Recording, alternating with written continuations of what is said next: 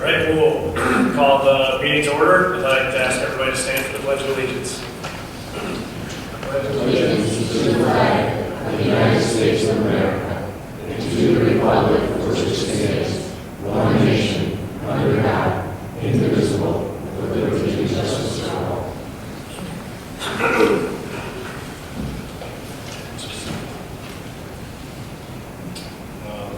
The next item would be the approval of the agenda. I make a motion that we approve the agenda as written. Second. Okay, we have a motion by Earl and a second by Walker. All in favor? Aye. All right, nice have it. Okay, then we would like to go into item number 4, which is the approval of minutes dated February 24th, 2025. Is there any concerns or comments on the minutes?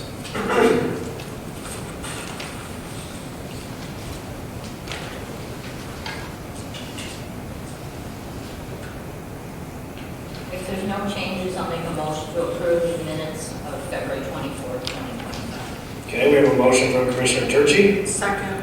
and a second by Commissioner Gurley. All in favor, say aye. Aye. Aye, good, nice have it.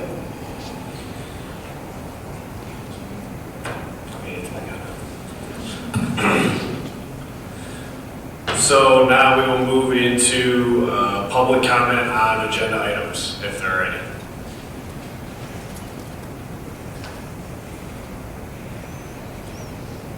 No comments on any of the topics coming up? Okay.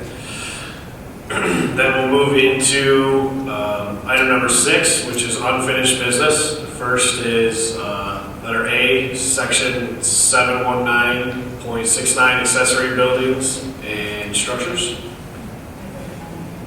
Yeah. I have a comment before we start discussing this section. So as not to cause any conflict of interest, I believe Commissioner Rosile should excuse herself from any discussions and voting on the shipping container addition to the ordinance, as her family supplies these to people. That's direct conflict of interest.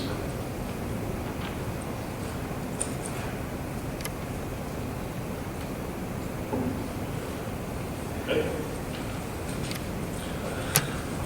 So then the section of the accessory buildings and structures. Is there a vote on me being taken away from this conversation? I'm not sure. How does this play out? That would be up to the planning commission.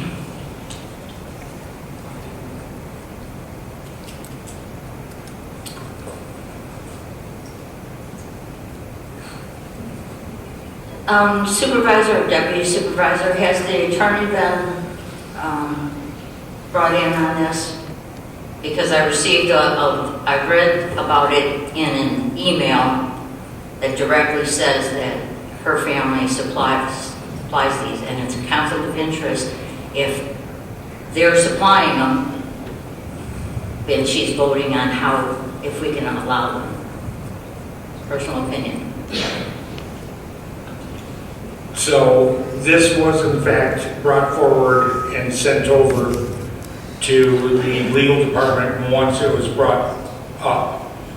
Legal looked at this, mentioned that if there was in fact income that comes into the family, that there would be a perceived conflict of interest, and it would be beneficial to the commissioner to withdraw on any votes or recuse from the entire discussion as requested. This was brought to light based upon the emails that were sent in. So of course it went through planning, it went through the clerk's office. There was a host of items that came forward, and they seen that, and that is a direct impact based upon legal's review. Legal said if you'd like a written opinion, you can always postpone this and send it back to them, but it would be up to the person being requested to recuse to state that they don't believe in that, and that it would have to be back, and this entire motion and item would be tabled in the interim. But of the best interest, looking at this clarification-wise, the attorney recommends that the commissioner decides what they'd like to do, as this has been something they've looked at during the last day, trying to figure out as it came to light, because these emails were sent back and forth a couple weeks ago. Can I ask where the emails originated from? The email that you sent? The email that you sent No. to Mr. Casson? No, about the one about me having to recuse myself. That was the email. There was a phone call that went out asking if this was permissible. So, just that I can be clear on this, if Rossiel's Farm Equipment sold a piece of machinery to Wizorix or Motor City Electric, would that mean that I would not be allowed to vote or be on anything with, say, a planning commission item for anybody in this township that we may have sold machinery to? If you have a direct impact on a ordinance or an issue that you would be receiving income, that if you make a decision, whether it benefits you or the family business, that you would receive income, is the understanding that I received from the attorney late this afternoon. So it was... So any business that comes before this committee that we've sold... No, it did not say any business. What I'm saying is if it is a perceived item of ordinance issues or impactual, that he recommends that the person sitting on there, if Mr. Walker or anybody else on that had some type of dealing within the township that would benefit income, they would recommend that the person sit back and recuse from that discussion so that it doesn't look or appear to have any improprieties. I don't have any impact. Okay. I guess if I'm supposed to recuse myself, can we go back to public comment then, and I can voice my opinion as a citizen of the township and put my public comment out there, being I'm not allowed to be on the commission for this? That is strictly up to the board, but the board does have a process that you guys all agreed to follow. But I didn't know that this was even on for discussion this evening. I was unaware of that. Okay, what was sent to our planner, Mr. Casson, is the items that came to light. So everybody on the board received those items, and that's when they raised the red flag and said, wait a minute, is this legal? And that is when the attorney made a recommendation saying, if that seems to be an improprietary item, that's fine. If the commissioner decides to recuse from that. I don't make your choices.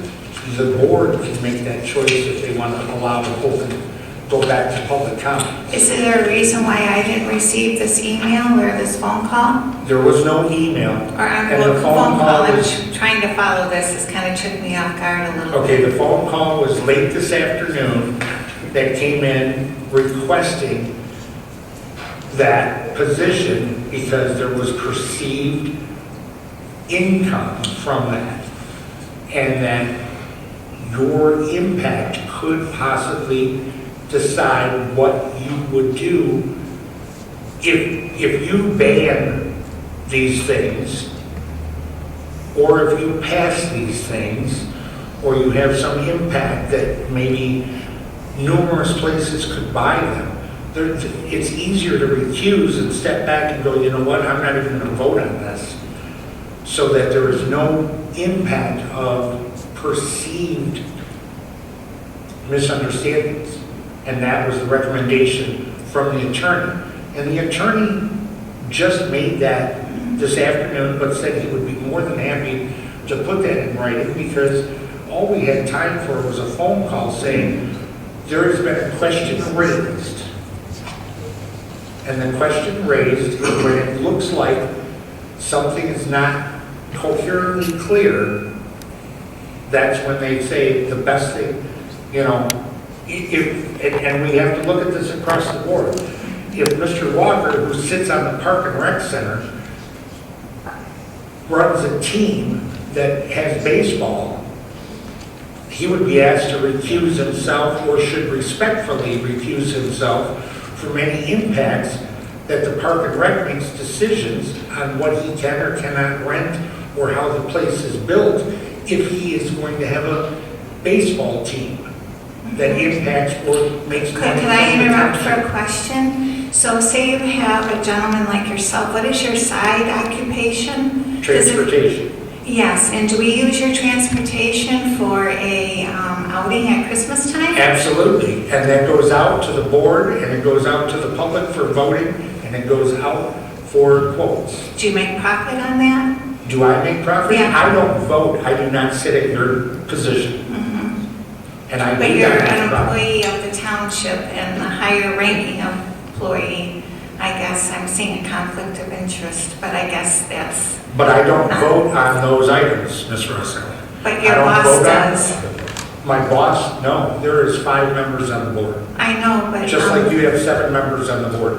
You can either decide or not to decide. I'm not here as the legal advisor. I'm here giving you the information. Now, if you have a commissioner that's requesting that, you can either step back and recuse, or you can go ahead. The problem is it looks, you know, if I was sitting in your spot and voted for something that would look in a very clear and proprietary item.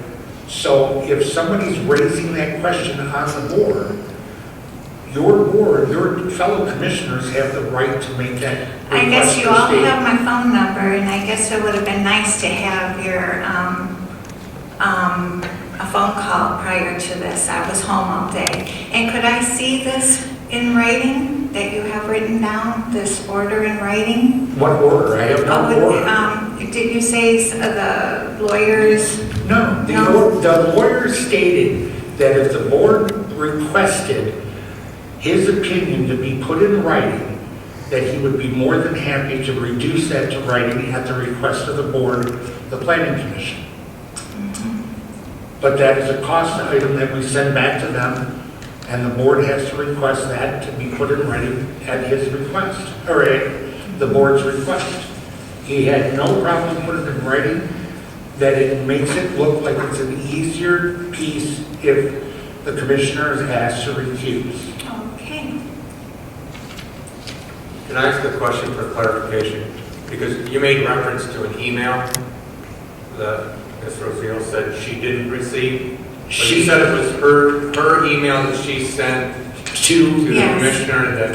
It was a phone call they're talking now. I got confused in my Okay, head no, just too. say Yeah. I didn't receive an Yeah. email about it either, so No. I just wanted to clarify that. That email went to the planning, to Mr. Cassidy. Okay, not to the commission, but to the planner. Well, he could share it with whomever he chose to, and he chose who he sent it to.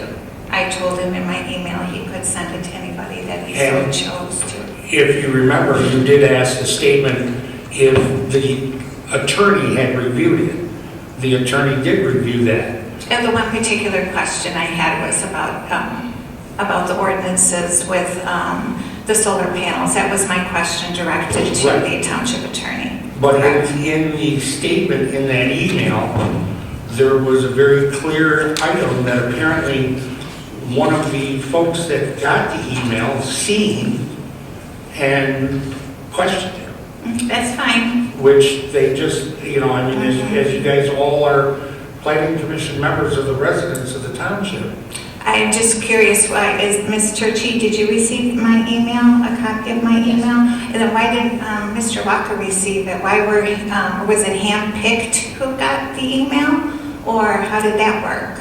I have no idea. Oh, okay. I don't do that. Your email went to Mr. Casson. Okay, then Mr. Mr. Casson Casson, oh, sent let me, that. can I talk to Mr. Casson? Mr. Casson, how did you choose who you sent the email to? I know. Point taken. I'm sorry, what was the question? Can I ask how you chose? I mean, Oh, sure. how, like Mr. Walker and the commission did not receive the email, but Ms. Churchy did. I forwarded the email to the 4 individuals that I needed to respond for you, that I responded back. I sent it to the supervisor's office because there was a question on why this came about. I sent it to our engineer because there was a question on accessory Sure. structures. I sent it to our fire safety Yes. person, and I Yes. sent it to our attorney. And those are the 4 that I responded to, sent it to. And then who did Ms. Churchy receive it from? I have no idea.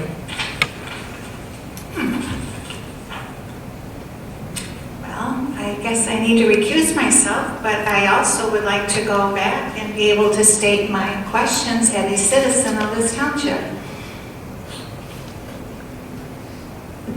If that's allowed. Would you guys like to take a vote on that?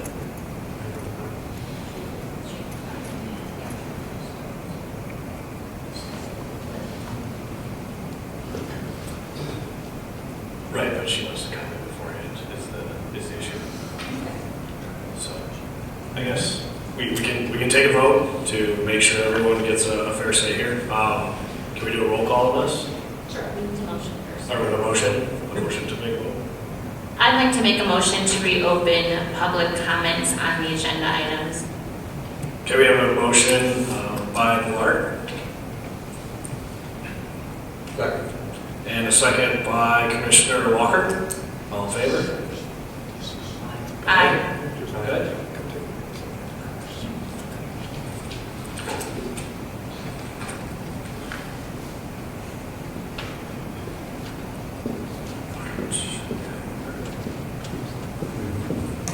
Just a question, are we following the 3-minute rule that we follow with the board? That would Okay. be a public statement. That's the standard process that you... All right, I'm going to make this real fast then.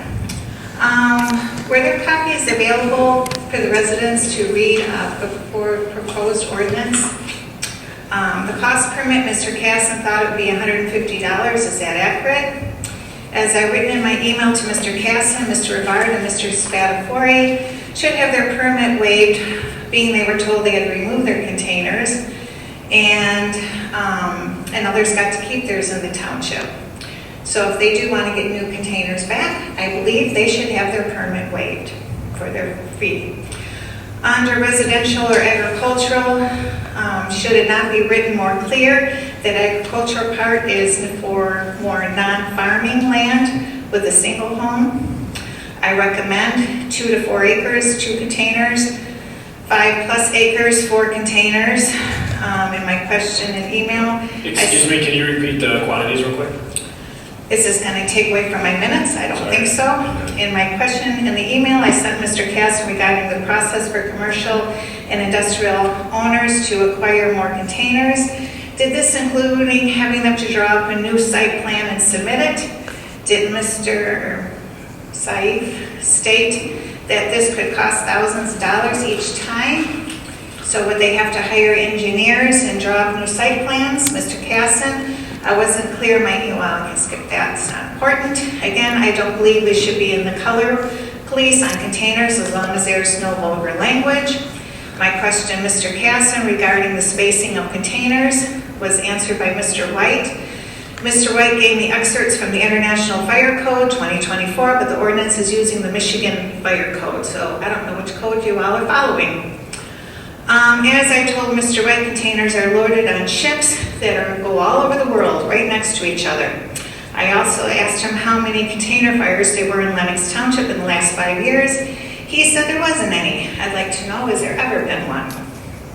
Also, the ordinance speaks of not storing any hazardous material in containers. So if you were to park a lawnmower in there, maybe one that my husband sold, would you have to drain all the fluids from it first? Or is it saying that you can't store nothing over, like, say, 5 gallons of fuel? In the response to a question I emailed Mr. Casson about the origin, well, you kind of skip over that one.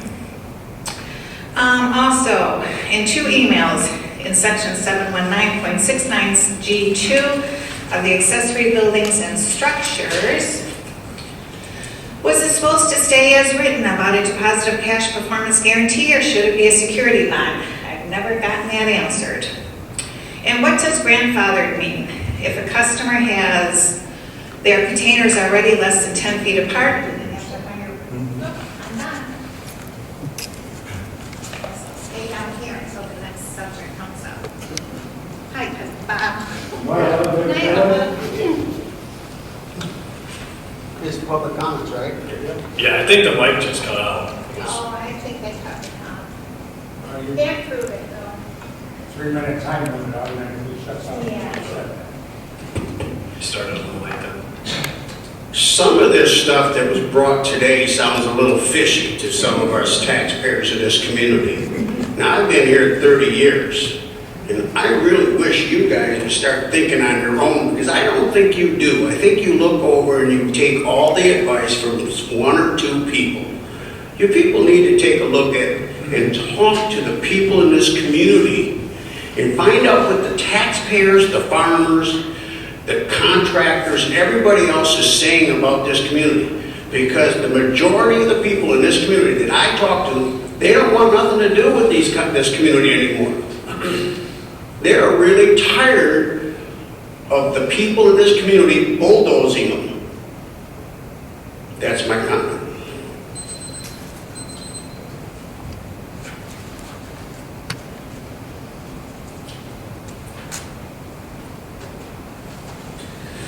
Hey, Dennis Haig, 3940 County Line.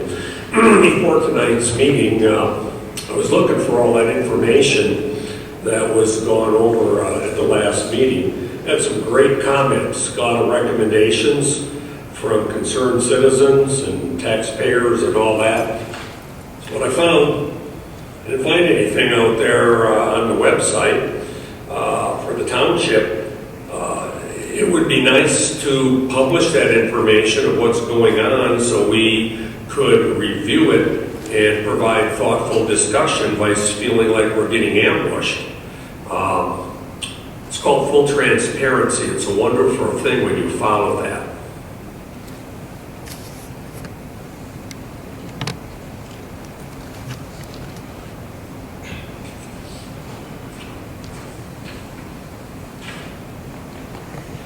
Yeah, Bernie Ross, Seal 25589, 26 Mile Road. I'd like to know if it's a conflict of interest, if somebody's sitting up on the board that has a container or not. How far is this going? Where does it stop? Thank you.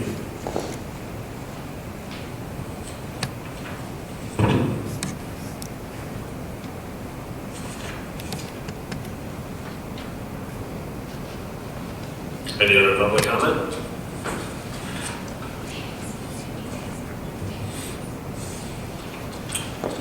Okay, then with that, we can move back into 6A, the section 719.69, accessory buildings and structures.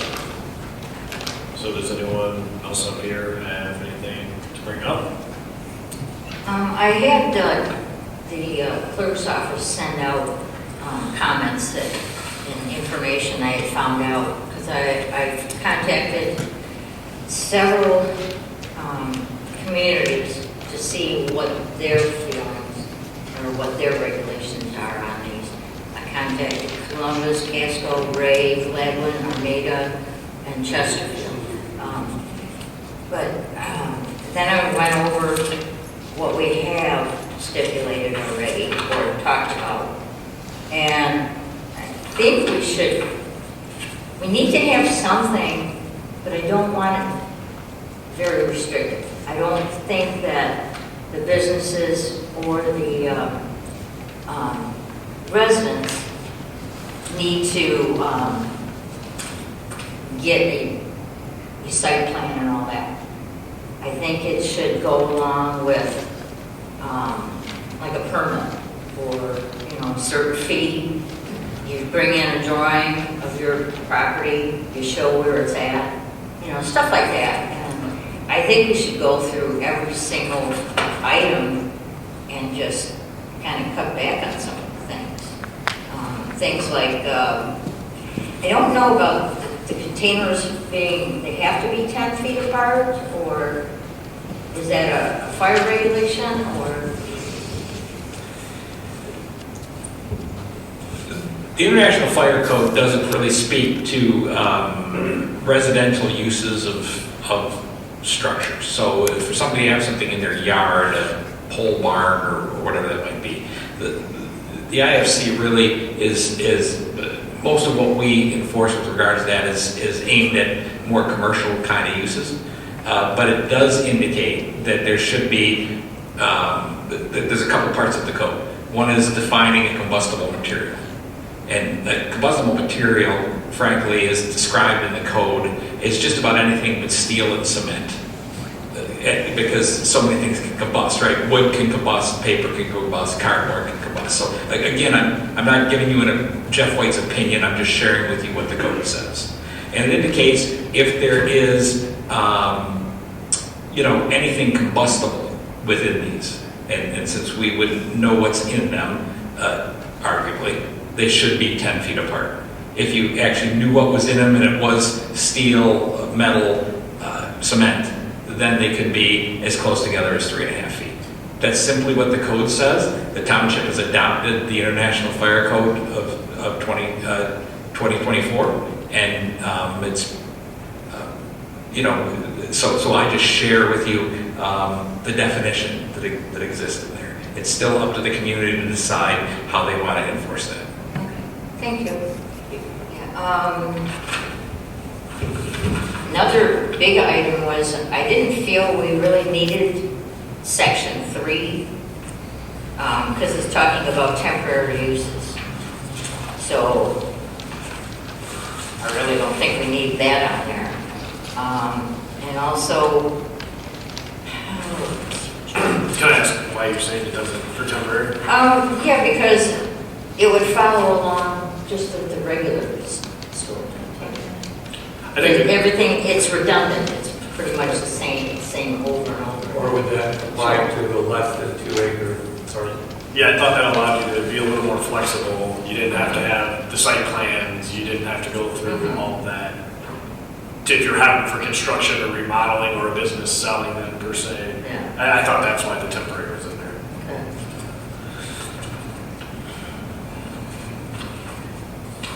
Just to start out at the beginning, P, storage containers, number 1, it says 2 storage containers are allowed in business and industrial. I would like to maybe see something that says if they want more, they could apply to the ZBA. And then, be allowed, because some of the business would need more than 2. It depends what they're doing. And then, like I said earlier, I really don't want to put the pressure on the businesses in the industry and stuff for a site plan review and approval. I would like to see it handled by the building department. Go to the second page.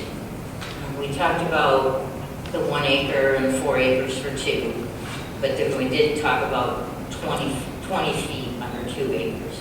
Because I would hate to see a 40-footer on a 1 acre parcel. They're small enough.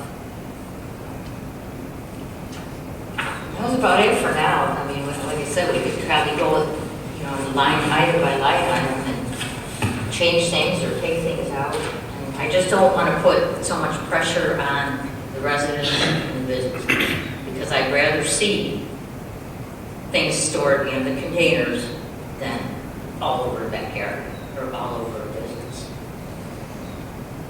Thank you. Any other comments from the board?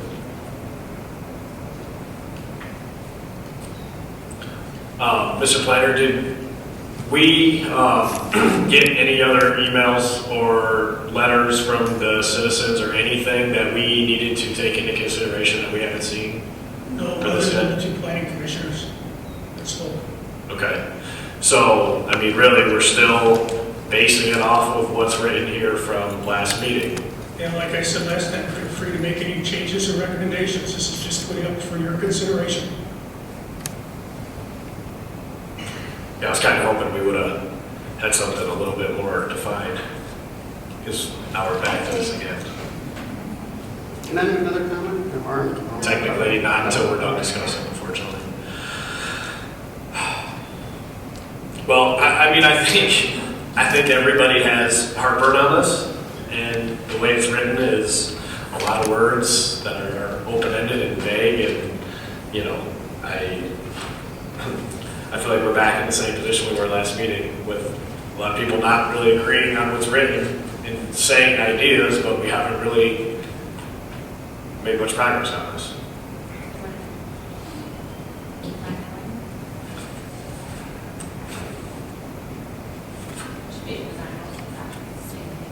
Yeah, I mean, if that's what we have to do to get this done.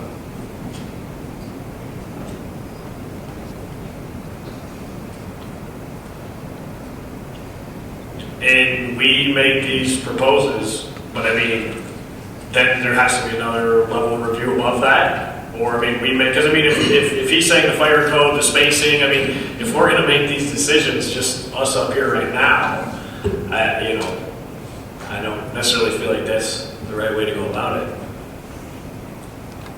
What the township board is looking for is a recommendation. Right. Okay, you can make a recommendation of approval exactly as it is. You can make a recommendation of denial as it is, or you can make some recommendation of approval with suggested changes, or you can just send it to them with no action. And then the board has to approve. The board is going to approve or deny this based on your recommendation. They don't all have to follow it, but they're going to listen for sure. Sure. Yeah. You put in a lot of time on this, and I'm sure they're going to give it to full consideration. Okay. But if there's a couple things you would like to change, like Commissioner Turchi indicated, removing Section A, let's remove it. I mean, like PA, P1A, I mean, if that's what you want, we can take that out. Okay? Whatever you want. It would be nice if we could get some sort of recommendation tonight. Sure. This is the Planning Commission, since this is the third month that the Township Board really wants to move on it. At least the Township Administration does. Sure. Okay. All right, well, I guess line by line. Maximum of 2 storage containers, permit any business or industrial zoning. So I think we've already said that we don't want to cap it at 2, correct? Right, well, if we can just, if they need more than 2, they should go to the ZBA. For business industrial zoning, No. or for just a personal? Personal, I would say.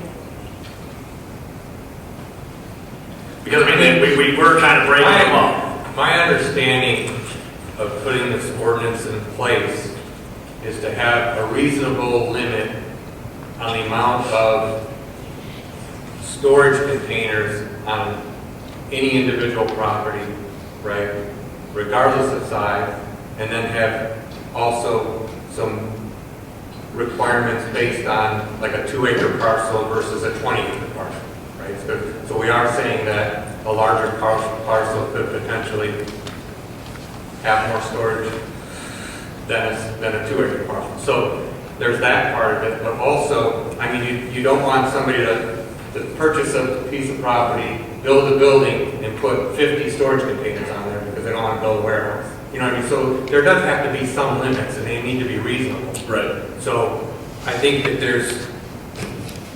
if there's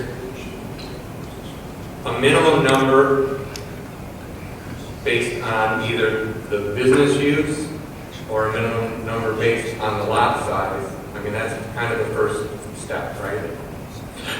Sure, but I guess my thing too is just starting off on the first line, it's in any business or industrial zoning district. So again, I'm thinking if it's a business, we've had businesses up here, like the gentleman from the golf course or the other guy, I can't remember exactly what he did, but he had 4 or 5 containers next to each other that he used to store his stuff. That was the one on Roselle. Right. Right, so I guess. So change to 4 instead of 2? Yeah, or I think if it's business, industrial, they have to permit everything, they have to maintain fire lanes, like, they have to meet all of those stipulations when they bring anything on, so. That's the purpose of site plan approval. Right. So if you eliminate that line though, then they can put it on there without us checking to see if it meets all those requirements. That's why the requirement for site plan approval is in industrial and business. Right. in site plan approval doesn't mean that they have to hire a professional engineer to draw the site plan, right? They can submit a site plan of their own drawing, correct? No, unfortunately, the ordinance requires architect or an engineer. So, I mean, that should be spelled out in here then. Yeah, I feel like for a business, just thinking out loud here, storage, usage, parts, 2 is not very many. So can we say maybe like 2 or under? You don't have a site plan, but more than that you do? I mean, we can find a concession here, if we have to go that route. Or, we have to come up with something. Yeah, because if we took out A, B could say a permit from the Lenox Township Building Department is required after submitting drawings for showing location. Because if a business wants to have 8 and they want to put them behind their building and they want to store parts or tractor equipment in there, I don't see that to be an issue. If it's behind the barn, it's a deep lot, you can have 5 or 10 of them back there. If it's not obstructing the road, and the businesses have to have landscaping out front and all that aesthetically anyway. So, on a 1 acre lot, a small residential lot, I do agree. We shouldn't have a ton of them. But I think if it's a business and they are not impeding on fire lanes, codes, things like that, then, it should be based off of their area, their use, their operations. So I feel like I don't feel like there should be a 2 cap on a business.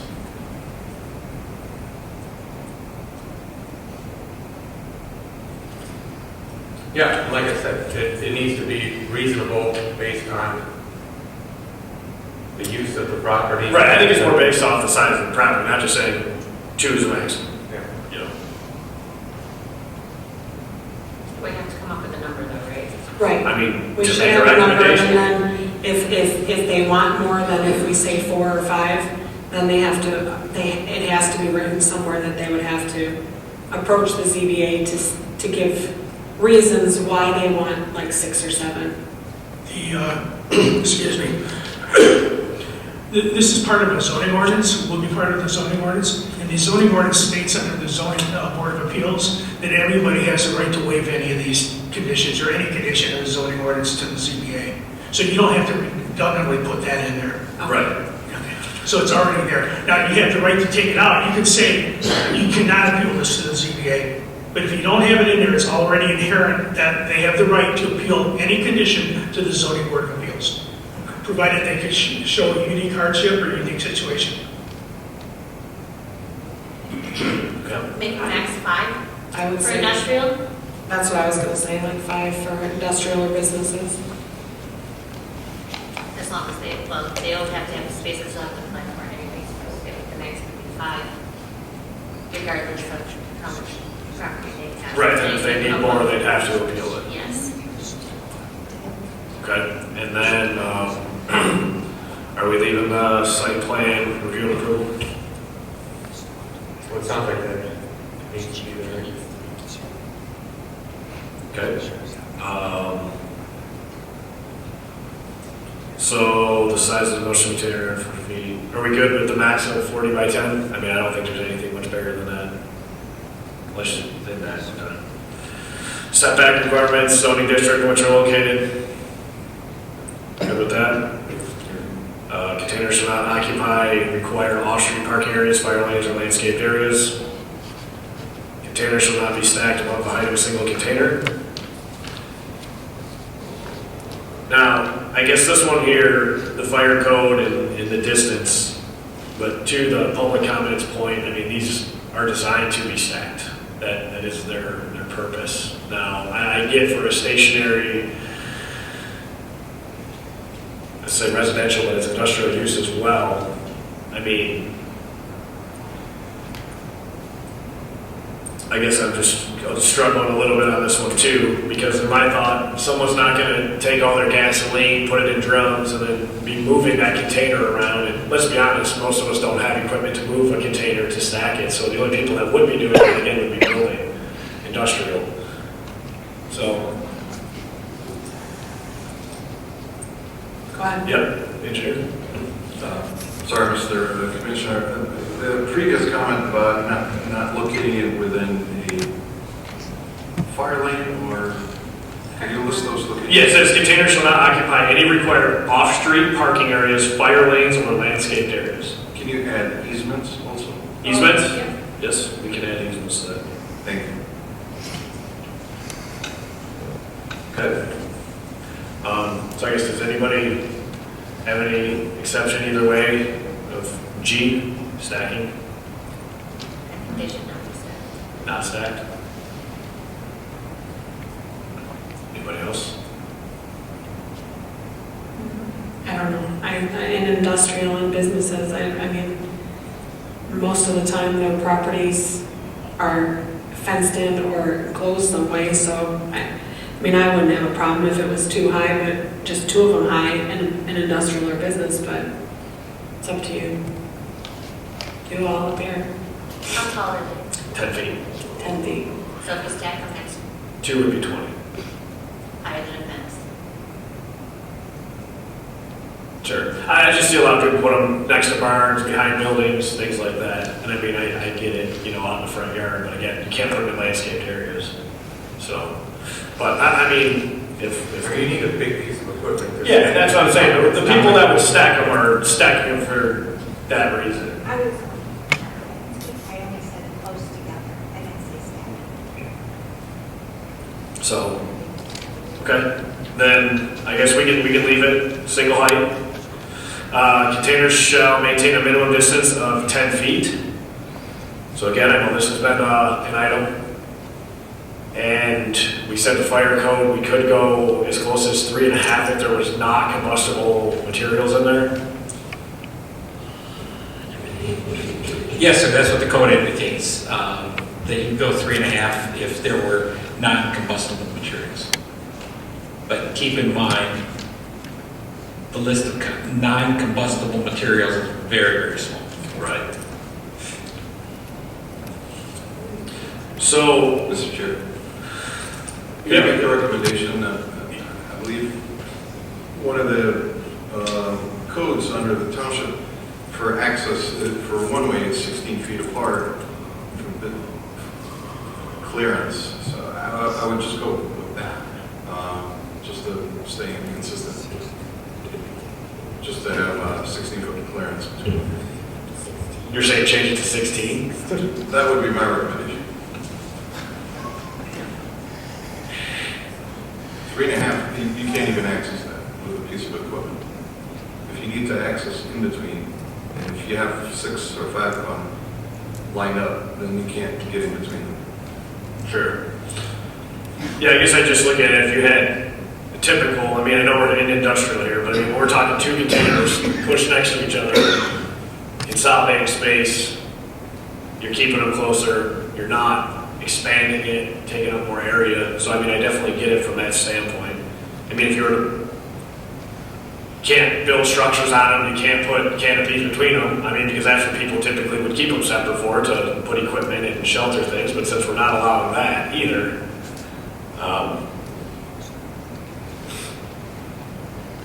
Also for water ponding and maintenance. I mean, commercial mowers or any type of equipment that at least 8 feet wide. My recommendation would just mimic the minimum required access of 16 feet. You could go smaller than that, but that's the only number that I can think of right now.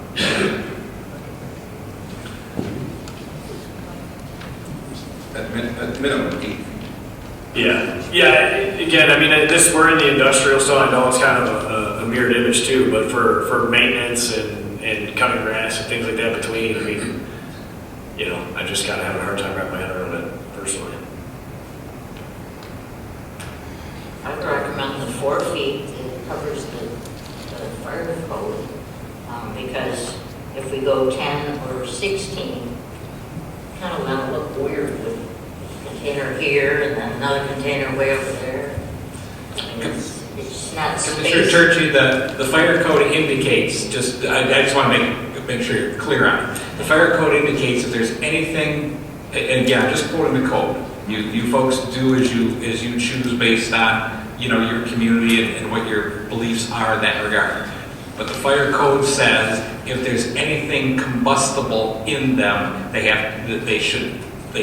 shall be, the code talks and shalls, be 10 feet apart.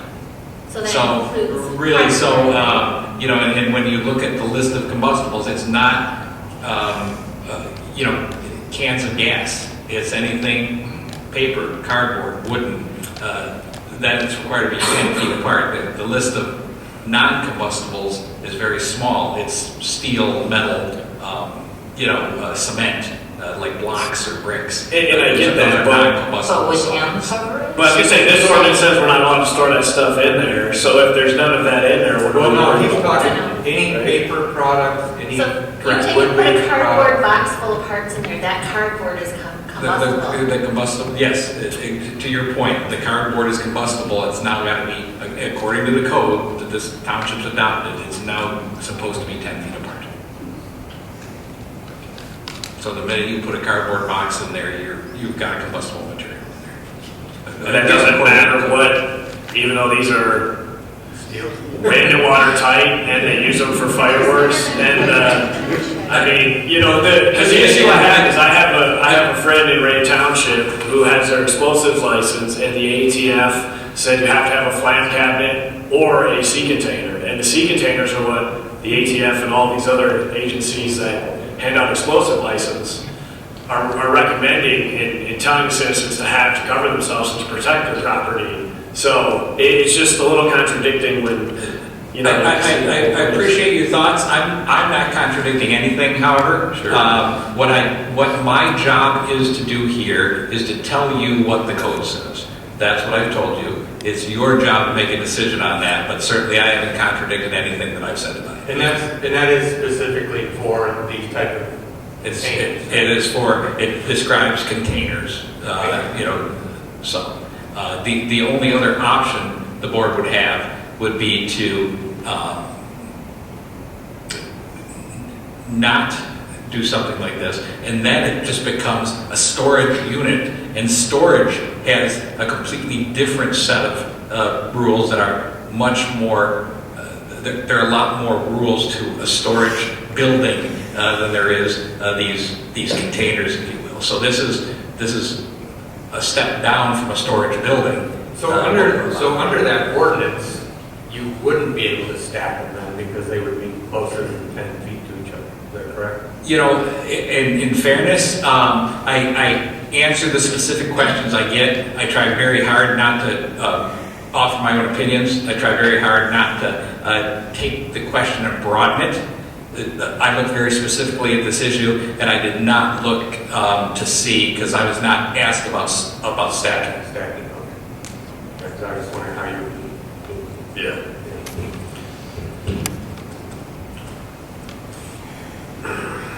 Well, I guess we need to vote on this, because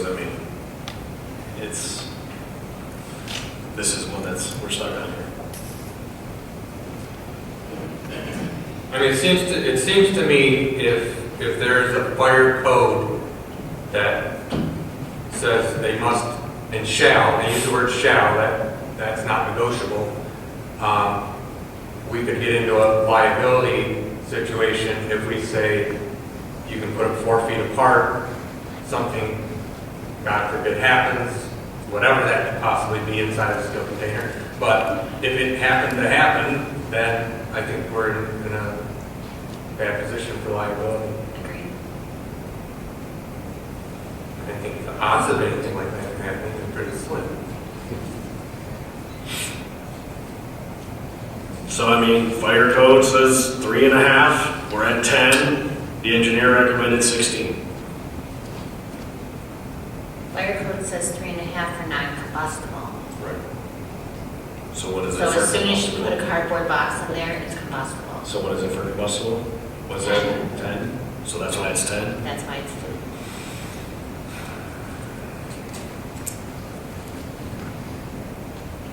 And I agree, from an aesthetic standpoint, it would look nicer if they weren't spaced out, right? Right, and because we're limiting them to, if you have two, I mean, you put two together, it's one unit. Now you have two spaced out, you've got void between, so, but, I mean, we're going off of codes, we're not going off of appearance, so. Okay, so are we leaving at 10? Yes. No structural modifications can be made to the container?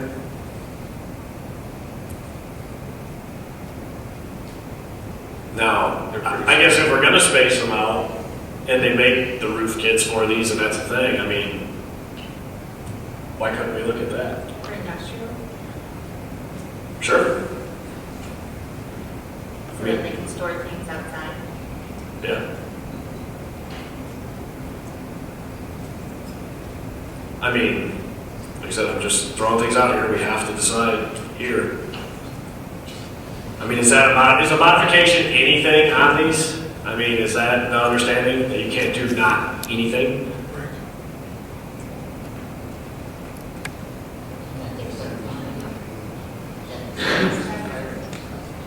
Yeah, I'm talking about the recycle over time, you know, like, Yeah, that between, yeah, where you can put them 20 feet, and then you could have 20 feet by 40 feet by 15 feet tall. I mean, But if you put a roof or a line like that, that's a bad one. Then that allows them to store That's stuff not- outside in Yeah, between. outside, but it blocks the fire access. I would say we keep it as is. good.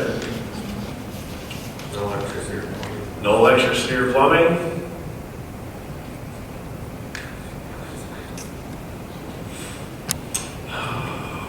Painted a neutral earth tone color or a color consistent with the principal building or dwelling unit. I don't think that should be, especially for industrial or business. I mean, they get them, they're blue, they're brown, as long as I think they look decent. As long as it's- I don't think it should matter what the color is. But how do you define decent looking?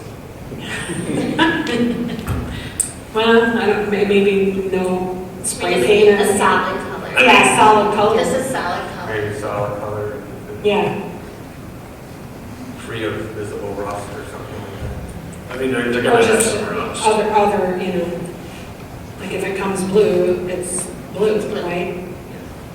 Without any writing or other spray paint or anything on it. So do we just say a factory condition? Like if it's spray painted or, that. A solid color. A solid color. Yeah, take out. I mean, there is writing on some things on some of solid. these though, right? Yeah, I mean, if it's got graffiti all over it and it looks bad, then I think that's the purpose of this line item is to say we don't want the township looking like a train yard. Right. Well, it could say metal shipping container shall be painted a solid color with no graffiti or no rust, I mean, Just leave it as- graffiti and rust.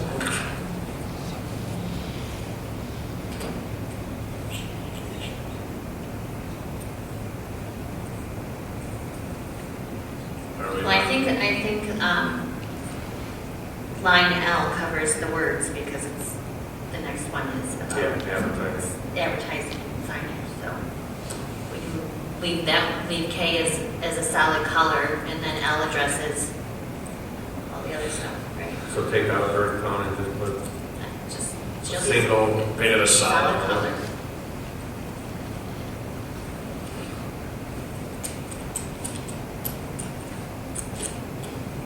And we can leave the or consistent with the dwelling or unit.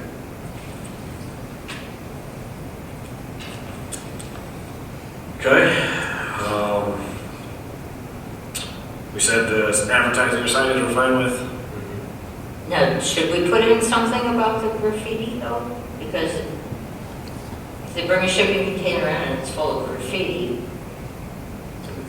well, it's not a solid color, but they'll say, oh, it's not a sign, it's not advertising. I mean, Are we good? you Give could the say solid colors, free from, okay, yeah. free from visible rust and graffiti. I mean, you can put that in there. Yeah, I think most of the containers have some rust on them though. And I mean, I guess I would use that loosely. I mean, they sit outside, that's their sole purpose, they go through the salt water. And I mean, you don't get to pick. You order a sea container, you could get one that looks great, or you could get one that is dented and really rusty. And then now, because there's some visible rust, I have to paint the entire unit.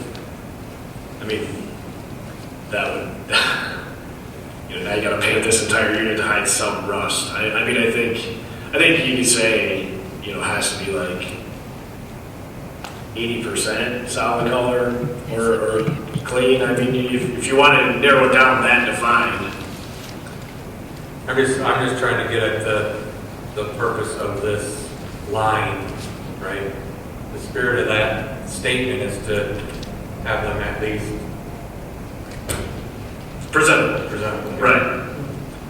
To put metal shipping containers shall be painted a solid color or a color consistent with the principal building or dwelling unit, free from any visible graffiti. Yeah, and I think that graffiti could be then evaluated as needed if someone doesn't comply. Because like I said, a lot of them have companies' names on them too, that take up, quite a bit. Right. So you can't just say writing. Right. Yeah, that's not considered. So we'll say, we'll add the graffiti in there at the end. Yep. And I'm not sure how many of them come in like that. Yeah, I mean, Might not- I have not seen many purchased units come in with graffiti. They come from the lots. I think that's, people that are getting them third hand or somewhere else. Containers shall not be used to store hazardous materials as defined by the Michigan Fire Code. Just leaving that as is. Containers shall not be used as living quarters. No livestock or pets may be kept in the container. Well, I have a question on him to that point. So during the permit process, right, because there is going to be a permit process, at that point, does the applicant say what they're going to be storing in there? Yes. And sign some kind of an affidavit saying that they're not going to store hazardous chemicals? We have not developed the application yet, but that is the intent, to ask them what's going to be stored there. Yeah, because most businesses, right, if they store any kind of hazardous materials, they have secondary containment, and this wouldn't be considered secondary containment, Yes, correct? So that would be part of the application? that's the intent. Okay, so no issue with livestock or pets? Mr. Chairman, so I get these correct and sent to, I can send to the board. Can I go over what I think the changes for you? Yes, sir. All right, 1P1, a maximum of 5 storage containers. Correct. Go down to F, shall not be occupy any required off-street parking areas, fire lanes, landscape areas, or easements. Correct. Okay. All right, K, I'm a little bit, I didn't quite understand exactly. So it should read, metal shipping containers shall be painted a solid color A solid color, okay. or a color consistent with the principal building or dwelling unit and contain no graffiti. Thank you. Okay.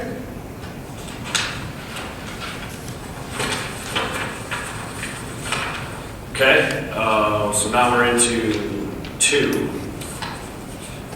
So a maximum of 2 storage containers are permitted in any residential or agricultural zoning district.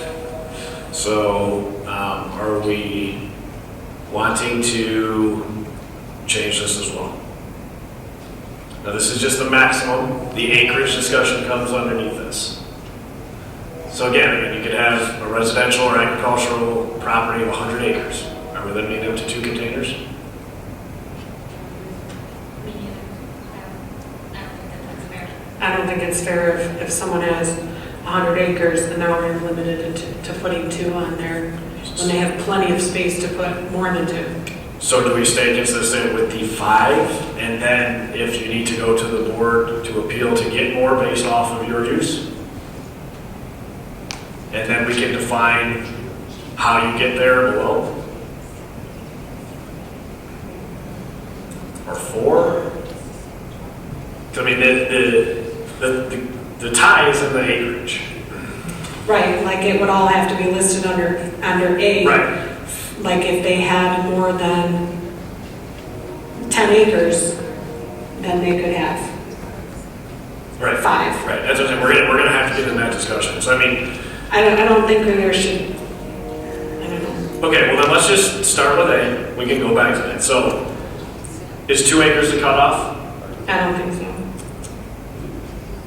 We talked about, No, because you do have some residents that have 1 acre lots.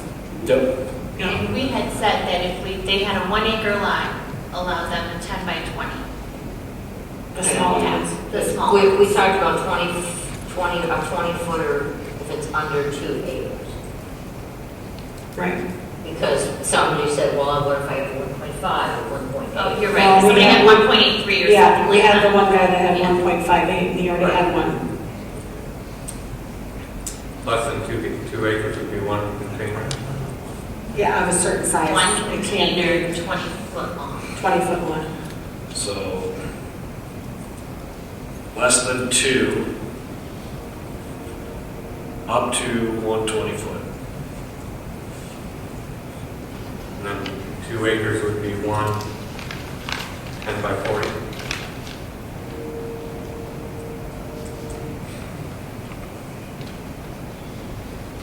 I mean, how far are we gonna break this down? I mean, because we had, you know, 2 different parcels and containers, and now we've broken it down to less than 2 acres, you know, but I think, So out of 1. right, to have 1.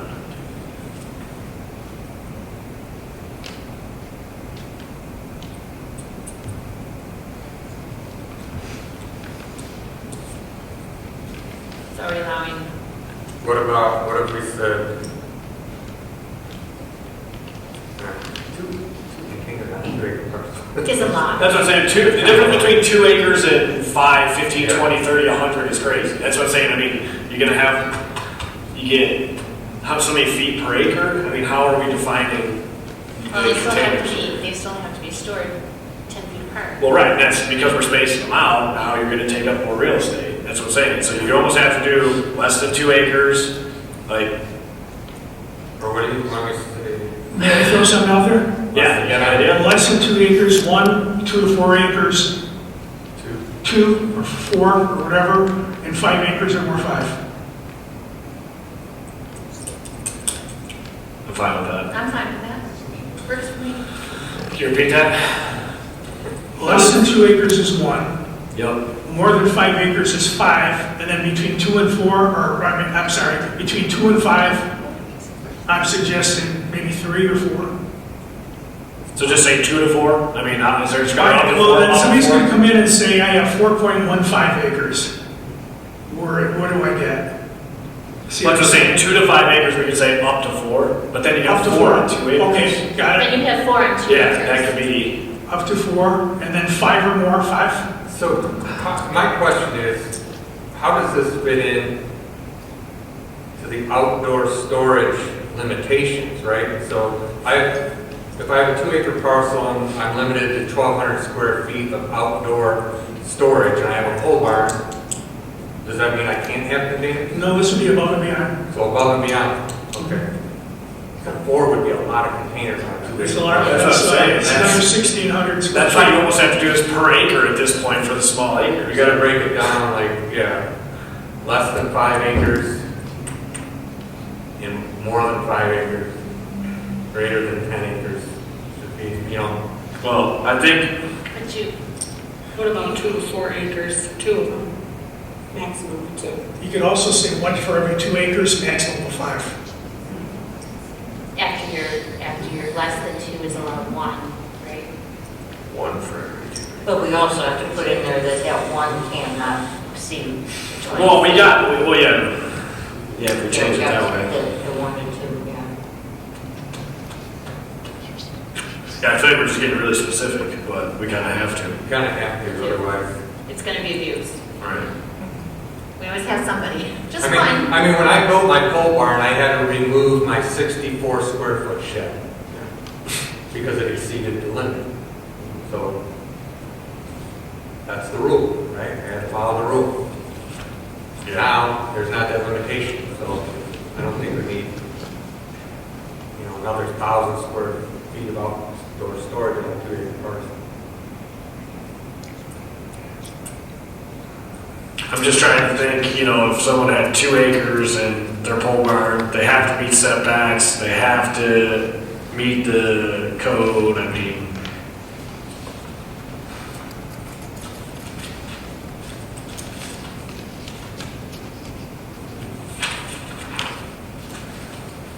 I just thought of a question I had referring to placement of in any area. Do we need to designate what it sits on? Is it gravel? Is it dirt? I mean, do we have to get that specific in Put on industrial soil. or in, pardon me? They can be placed on soil. Okay. There's no foundation requirements. They will sink though. I can get your doors open. Yeah, because I built a small shed and I had to put Foundation. wall in my foundation. So less than 2 acres, up to 1 20-footer. Yes. Now we need to come up with something for that 2 to 4, 2 to 5. I think 2 to 4 should be. 140-footer? That's my opinion. Because they can always get a variance if they have a Right. variance, and they can prove that they put 2 on there.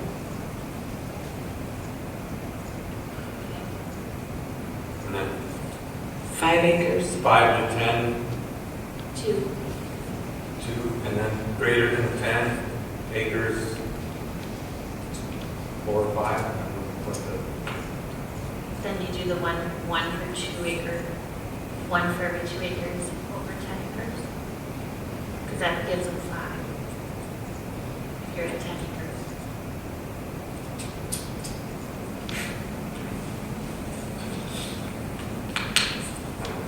I don't know what the thoughts are over. Yeah, we had 5 for the industrial, so I feel like we should just keep it somewhat consistent, and then you have to Right. appeal it So over 10 acres, over So 10. just 5. a maximum. So a maximum of 5, and you have to have 10 plus.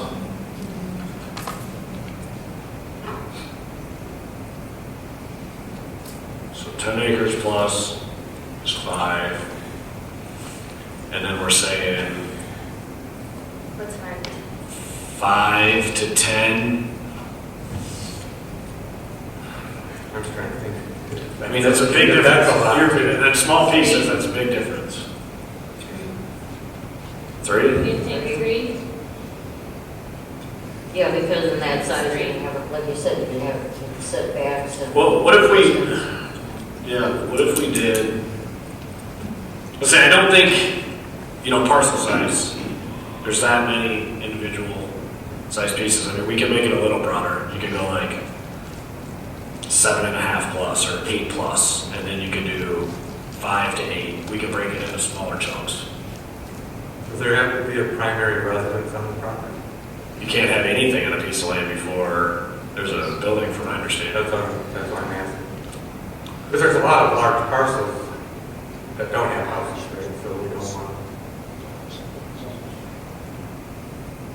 Is that correct? Yeah, you can't build anything That's not a building, without. Correct, it's not a building. but you still have to have a permit, so.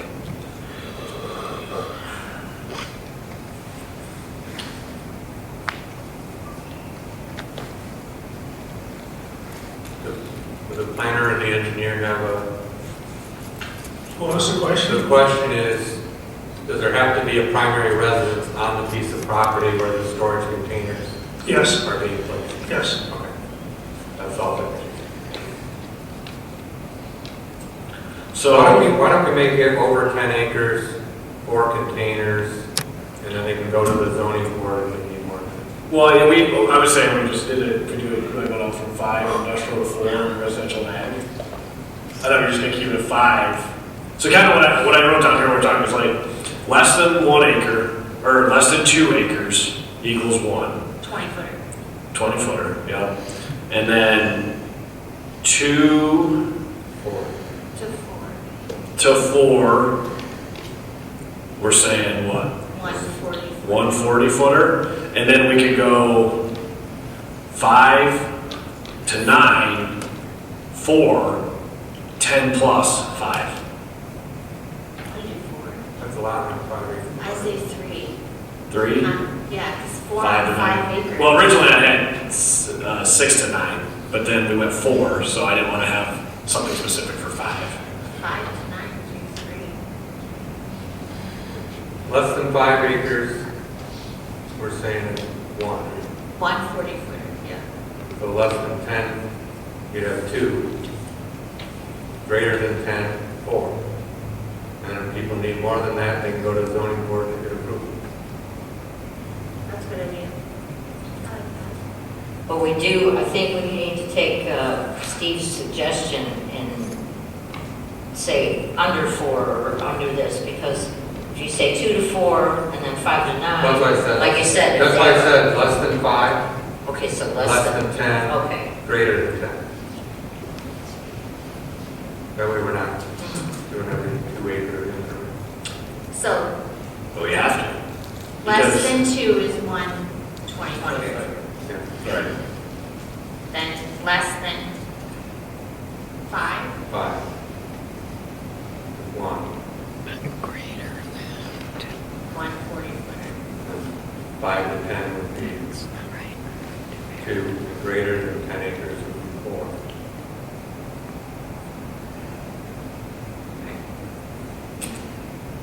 But we're not sticking to the standard of what we said, maximum of 5. Well, then we're going 4 Well, now. that was for industrial, we didn't Well, yeah, we specify talked lot about- size on that either. Right, we talked They could about have what they could have a 5 acre industrial piece with 5 containers. Mhm. Right. Right. As long as they fit with the. Yeah, they got to meet all their setbacks, fire code, drive lanes, all that. So it's going to be a lot harder for them on a small base. So how is the first sentence, number 2? to read? A maximum of 4 Okay. storage containers are permitted in any residential or agricultural zoning district, Subject to the following. subject to the following conditions. Greater than 10, 4.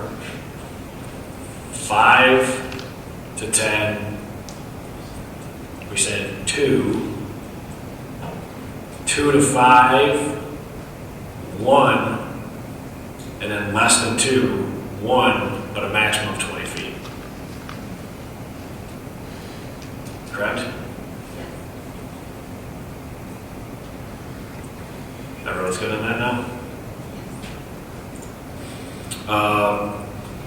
Permit required for the residential and agricultural? Building inspector, fire department review all permits. Containers must meet setback requirements. The size of the motion container should not exceed 40 foot, 10 foot. I think everyone's good on that. Parking, single stack, 10 feet, modifications, plumbing. Okay, wait a minute, go back to E, because you can't have just 40 foot, because it's dependent on your lot size. It just says it shall not exceed. That's the largest you can go, right? Yeah, but you're not covering the requirement of the 20-footer. But all it says is the size of the metal shipping container shall not exceed 40 feet in length by 10 feet in width. It does not say they all can be that. It just says that it cannot exceed that. You cannot put anything bigger than that. It does not, right? I mean, that's all I'm saying. We just said, I don't What are believe the you have to sizes? limit it. I mean, you're just saying maximum there. yeah, you're just saying the maximum restricting sea it. container is 40 feet. Okay. That's the way I read that. And then we need to change the K to match the industrial as well. The solid tone, no graffiti, it would be verbatim of the industrial. Yes. Do we have to go add on to F? Survey's comment. We have- Easements as well, yes, thank you. And for F, we would mimic the other one as well to include easements. Going back to E, what about the 400 square feet? I mean, that's just telling you the 40 by 10. That's each container. Yeah. That's each container? Yeah. Okay. Yeah, because it says a container. This is just. Or maybe we should say the size of each. I mean, it says a container. I mean, it's written just to say one container cannot exceed that. But again, they don't make a container bigger than that. You'd have to go to a flatbed trailer, 53-footer. And at that point, I don't think we're calling that a container. Let's take the wheels off, and I guess you get it. There's a loophole, there's a way. Okay, Mr. Planner, do you want to go through your checks here and make sure you got this page? It was the same as the others, all the changes carry over, and then right at 2, it's a maximum of 4 storage containers, and then we go down to A, 2A, less than 1 acre, 1 maximum size, 10 by 20, 200 square feet, 2 to 5 acres, or I'm sorry, less than 1. So we had 2 to 5, so it'd be 1 to 5 acres, 1. No, less than 2 is 1. Less than 2? And yeah, less than 2 is 1 20-footer. Okay, got it. Less than 2. Okay, but now, are you going to let someone on a half an acre have a 20-footer? Because now I'm going with the less than rule here. Someone with a lot in New Haven, Pinnell would be freaking out on this up here. Well, that would be up to the village. Right, but I'm just saying, I mean, you can have a half acre No, outside the village. that's up to the village. No, I don't think anybody in the township has a half an acre with the house on it, do they? So we're saying less than 2? Less than 2. All right, less than 2, 1 20-footer. 2 to 5 is 1 40-footer. Right? No, Yeah, that's I thought it okay. was less than 5. Yeah, 2 to 5. Okay. 2 to 5. And then 5. Oh, yeah, she is right. We said less than, we said less than 5. We did less than 2, then less 2 to than. 4.99 or whatever. Yeah, that's done in the zoning ordinance, but 0 through 499. Yeah, we could do that. So I need to, again, clarification, less than 1 or less than 2? less than 2. Less than 2, 1 20-footer. Yes. 2 to 5, 1. Yes. I thought we were saying. 2 to 4.99, whatever. Yeah. 5 to 10, 2. Greater than 5, 4. Greater than 10. Greater than 10. Greater than 10, 4. Yes. Okay. Okay, last page. Temporary. We're leaving this in there, correct? No, This is meant for somebody that comes in as maybe having a festival or something, and they needed a place to store, or somebody had their house burned down, or somebody has construction. They just come into the building department and ask for a temporary unit. Building department inspects it. If they meet the conditions that you require, then this would be granted. So this can be in any district for any special event or unique circumstance. Okay, so a temporary storage container may be permitted on the property for a period of 6 months. An additional 6 months extension may be granted by the building inspector. However, no instance shall a temporary storage container remain on the property for more than 12 months. Is everyone okay with that? Yeah. Now, Are we limiting the number of containers? Is it that would probably be, he said it would follow all the other rules. Now, the extension, I mean, that's just basically letting you know, or letting the township know. They're just coming in and saying, I need it for another 6 months. Or, Yeah. So it's to keep them from, I guess there's not, is there a process or a fee with filing an extension, is my question? it's just, no, nothing. It's, Okay. Is everyone's fine with that? Building inspector, fire department shall review all permits. Containers must meet the setback requirements. Again, 40 by 10 is the max. And then we just adopt the same things from the other two.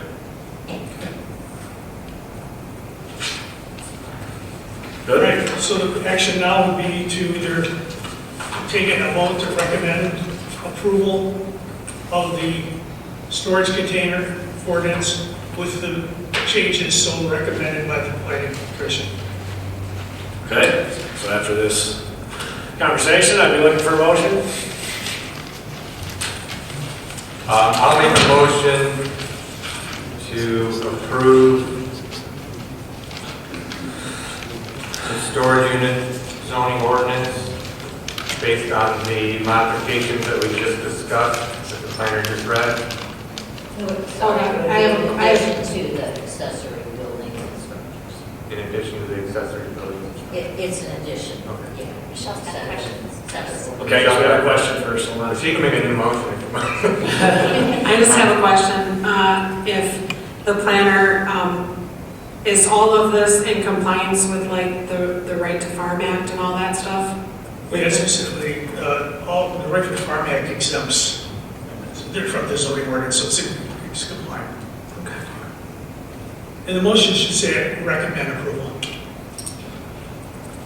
Just wait a minute again. All right, we're going to make a motion to recommend for approval by the board the amendments that we just discussed that pertain to section 719.69P of the Lenox Township Code of Ordinances. Okay, we have a motion by Commissioner Walker. Do we have a second? I'll second. We have a second by Millard. Can I get a roll call on this? Walker, Yes. Millard, Yes. Gurley. Aye. Snell, sorry. Turkey. Aye. Sutton. Aye. Motion passes. All right, ayes have it. So the next order of business is 6B, master plan discussion. Mr. Planner?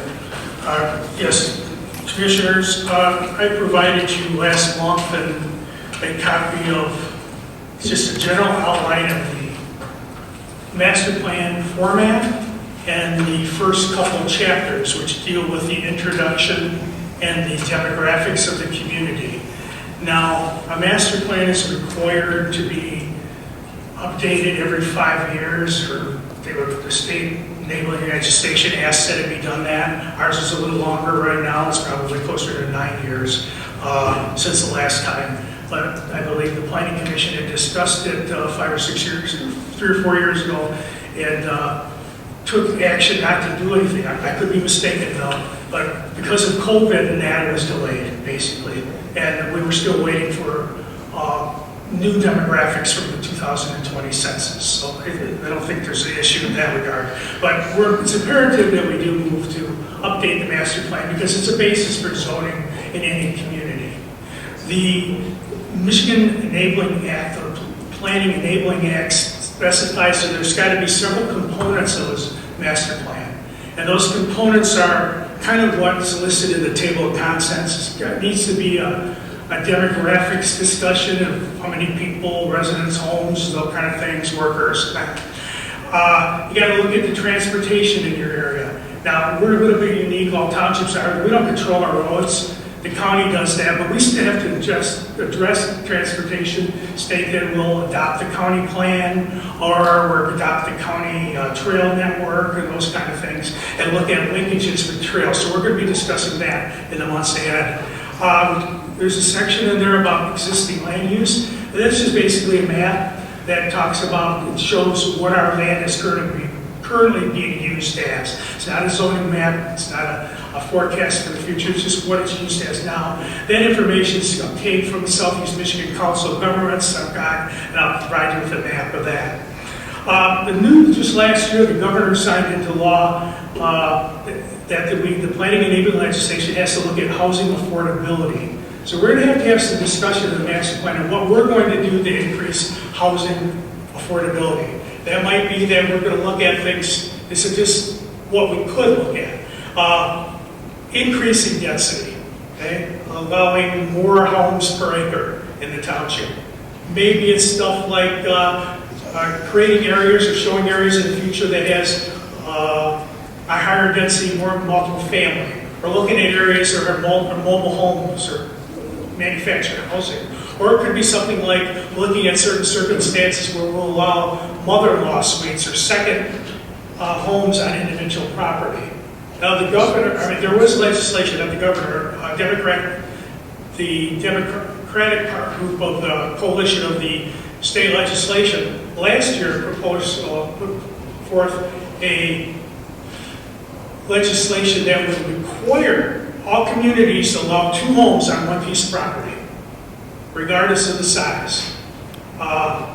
That didn't make it through session. It wasn't denied, it just ran out of time. So the state's expecting that to come back. So these are the kind of things that the state is looking for now that we at least have to address. Doesn't mean we have to implement anything, but we at least have to look at it. So that's a requirement of the master plan.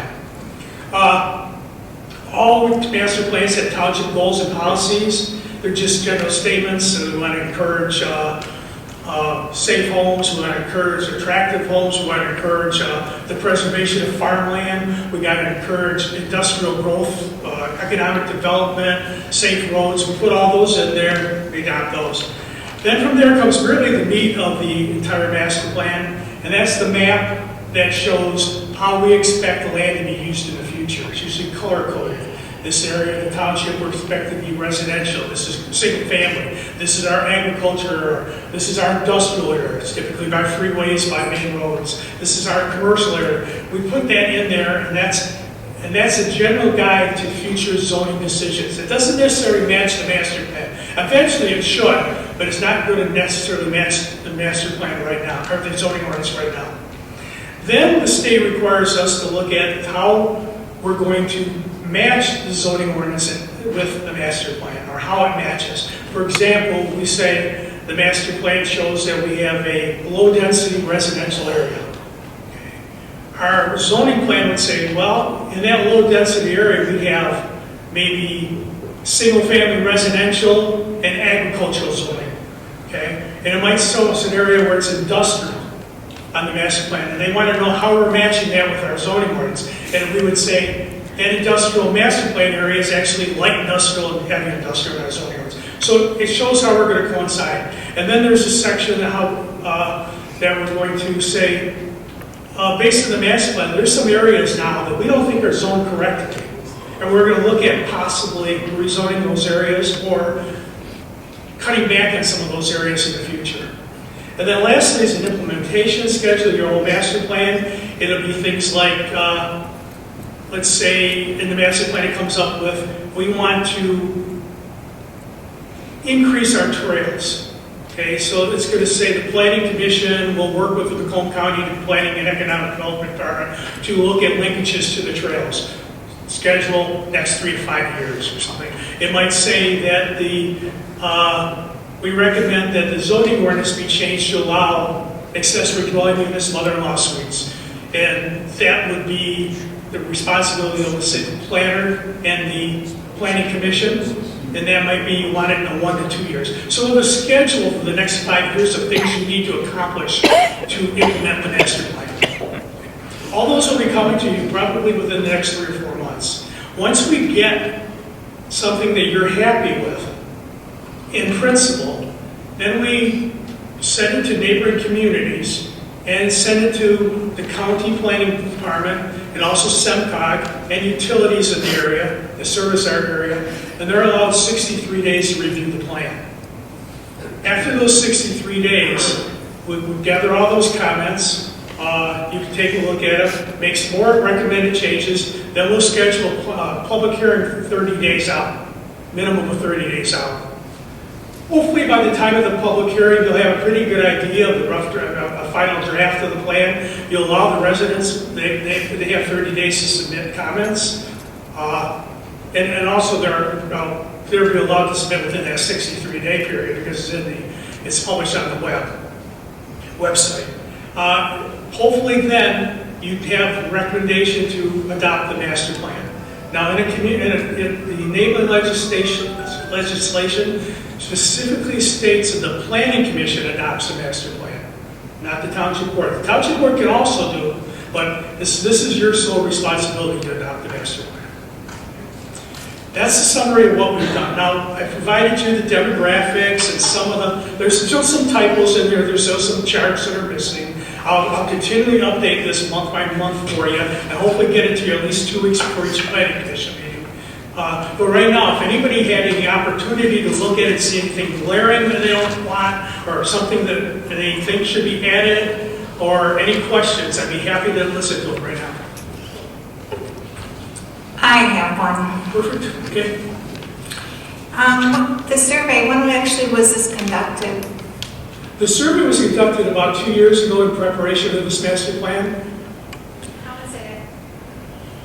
How was it advertised for this? I mean, was it just on the township website or? It was advertised on the township website, and I believe it was announced at the senior functions. So there was no mailing or anything done? So it's kind of okay. It seems like the township should have more employment opportunities and be more worker friendly, I noticed, compared to other townships. What does the public administration include on page 17? It's mostly government. So that makes up about 20% of the employment. It's the second highest in the township out of 13 categories. And retail only has 49 more workers. So that's kind of interesting. And on page 17, on that chart. And then page 20, should that read 26 Mile Road / Marine City Highway and County Line? For accidents on those intersections? Yes.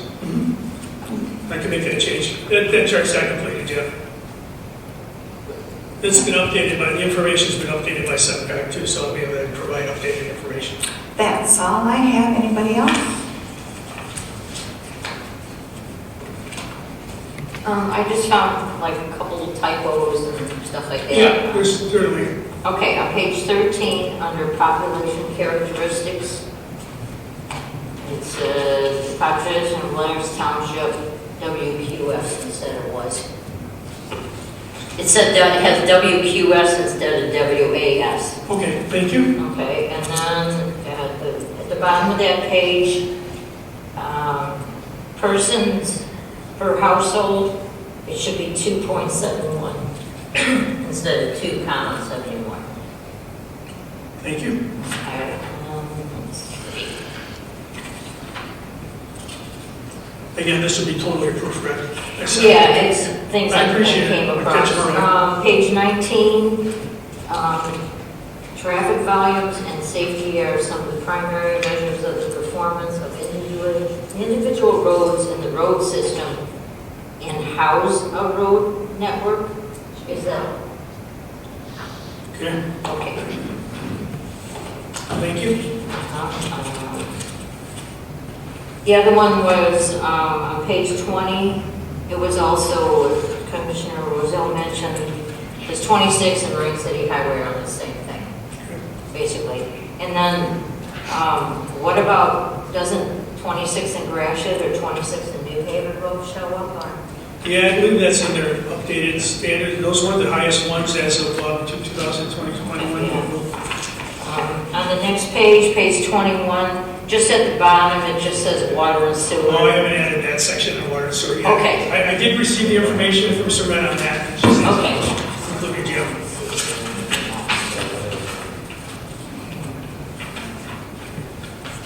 I think that was it. Thank you.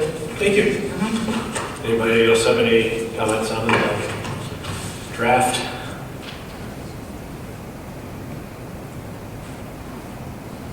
Anything else for you? Ms. Well, thank you very much. Okay, then we'll move into new business, which there is none. So we will open it back up to public comment. If anybody has anything they'd like to say.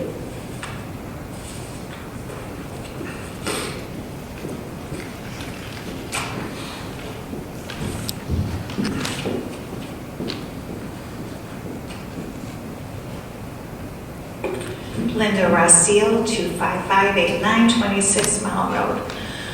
When you voted on the solid color for these containers, so are we going to now start telling people their houses are only supposed to be one color, their barns? High Society, on their site plan, they did not have colored windows, now they do. Do those need to be looked at? Also, if a resident still needs storage and doesn't want to do all of this with these storage containers, could they use enclosed semi-trailers as long as they get a permit, or do they need one? And if the trailer is plated, And just to be sure, is there any plan to add property tax to any of these residents or businesses that have storage containers, being that they're buying a permit? Do they, not that they're blindsided, so I just want to make sure this is correct, that we will not be adding any property taxes to any of this?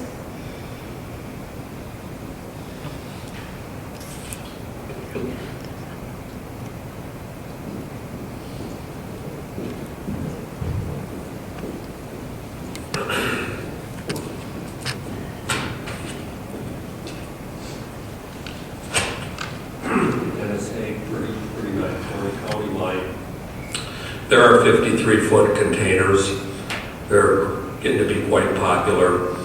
That may be something you might want to take a look at. When you do stack them, the one stack, there is a locking device they make on those ISO locks. It might be a safety consideration. Look at it if you allow them to stack them where they put the lock in it. Not that if it's full that it's going to fall over, but there you go. It's just something simple. And then when you ship them, that's what we ended up putting on them before. Roofs, containers on the top are flat, the water sits and they rot through. You mentioned no modifications to the container, but that is something that, like a roofing over or whatever, they make kits where you can cover the top with a little bit of an angle, the water underwater off. Saves the life of the container, keeps it from rusting, and makes it look a lot more acceptable. That might be something to look at. And then I mentioned on temporary permits, the way construction is, you might want to have more than 1 year to come back in and ask for an extension of that permit, because some places are taking 2 years. It's pretty slow out there. So, all of a sudden you got to have them pack it up. That's not going to work. Thank you.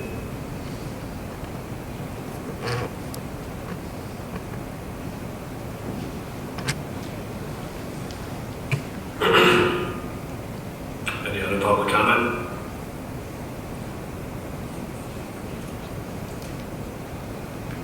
Okay.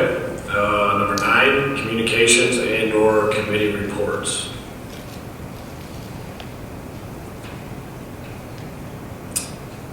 Number 10, township planner report. Nothing new.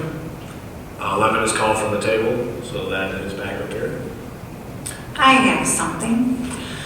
In my ride here with my husband, I noticed that the garbage on the side of the road is not the dump supposed to be picking up, or Pine Tree Acres. Is it the garbage between 30 and 28 Mile Road? And is there any plans to see if they're going to be picking up the garbage on one side of the road, or am I mistaken that they're not required to do that? Yeah, it looks pretty bad.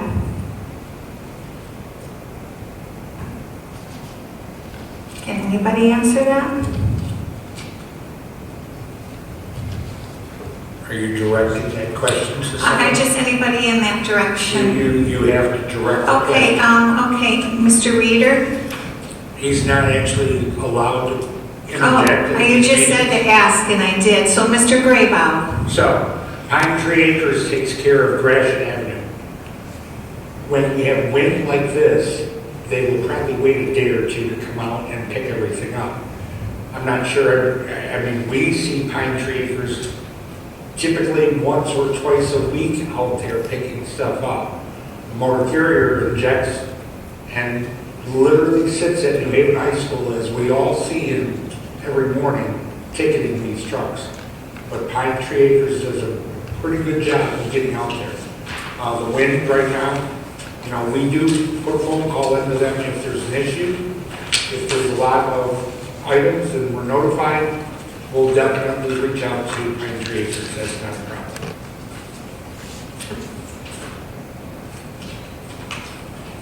Anybody else from the table? I guess I'd like to follow up on one question. I don't know if the supervisor's desk or anyone has the answer to the question, but being that the containers are not a dwelling or a building, do we know if those would be evaluated on tax assessments or for the properties? Offhand, I would not know that answer. We can go back to the assessor's department. But if you guys look at how this was originally laid out and designed, these were recommended to be put to the planning or to the building department for accessory buildings. So let's think about that. Okay. So that will go back to the assessing department and take a look. Structures and so on have requirements in assessing laws. So we need to have assessing make that. I'd recommend that if that was the case, that the planning commission reaches out and sends that message to the assessing department and say, hey, we'd like clarification on that. Yeah, I think that would be something good to definitely get clarification on.